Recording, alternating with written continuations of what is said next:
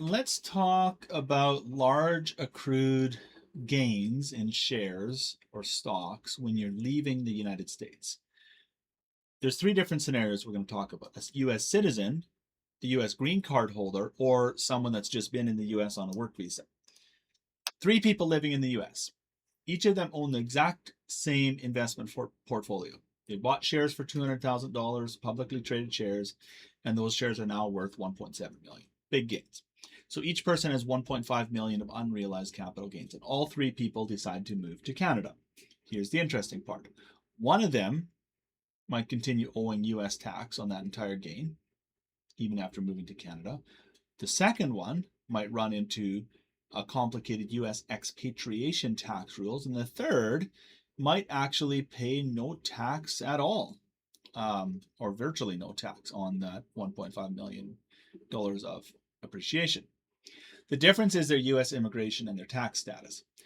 I'm Dennis Goossen. I'm a CPA specializing in Canada US cross border taxation, and today I want to compare what happens when a US citizen, a green card holder, and somebody living in the US on a temporary visa all leave the country with unrealized investment gains.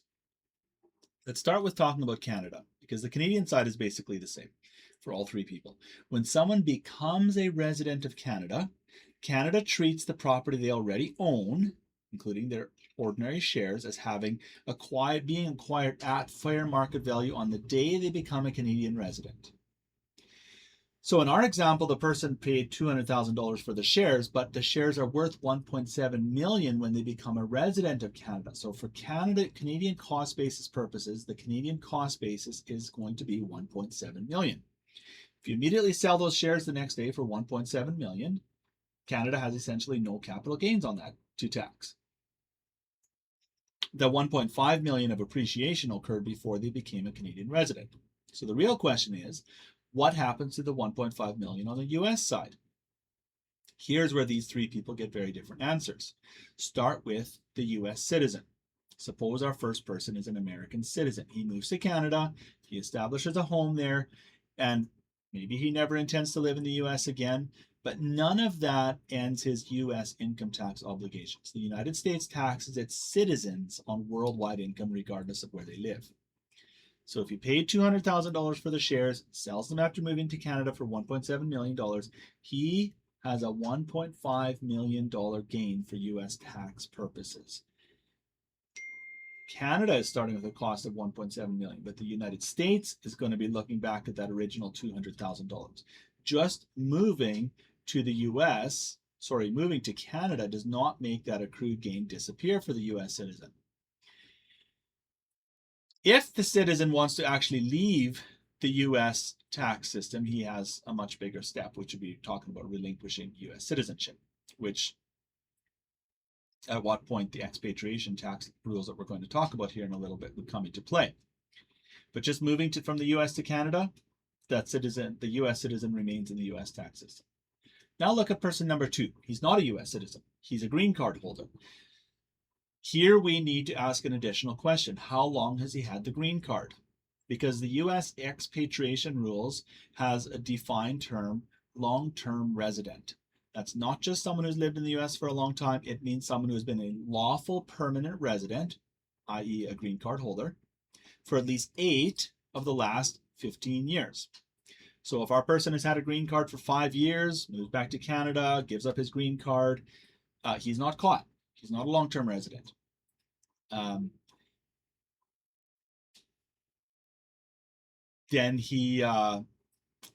when he ceases being a U.S. tax resident, his investment gains are the same as non-resident aliens, which we're going to talk about in a little bit. The green card holder who has not become a long-term resident might potentially be able to give up the green card, become Canadian resident, and then sell these ordinary appreciated shares without the United States taxing the pre-move appreciation. But let's change the facts. This is what I really want to talk about. Suppose he had the green card for 10 years. Now he's a long-term resident. When a long-term resident terminates U.S. residency, he enters the expatriation rules. But being a long-term resident does not automatically mean you owe an exit tax. You have to be considered a covered expatriate. Now, there are several ways you can become a covered expatriate. If you have an average annual U.S. net income of over the last 5 years of more than 211,000, if you have a net worth of 2 million or more, or if you're unable to certify that you've complied with your U.S. federal tax obligations for the past 5 years. If you're any of those things, you are a covered expatriate. If you're a covered expatriate, when you give up your green card, the U.S. pretends that you sold your worldwide property at fair market value. So remember our shares. He paid $200,000. Now they're worth $1.7 million. That's $1.5 million of unrealized gain. He sells the shares. He has to report this gain, this $1.5 million of unrealized. Well, sorry, he doesn't even sell the shares. He gives up his green card. He's a covered expatriate. He has to report when he gives up his green card. He's deemed to have sold his shares for $1.7 million to trigger this $1.5 million gain.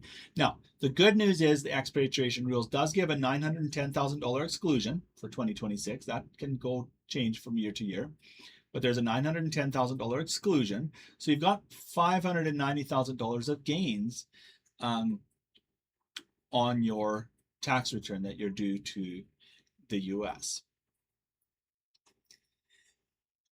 So the important point is that a covered expatriate cannot just move to Canada, wait one day, and then sell your investments. The US might deem the investments sold when you left the US tax system and you gave up your green card. That brings you to person number 3. Person number 3 is a Canadian citizen who's been working in the United States for 10 years on a temporary work visa.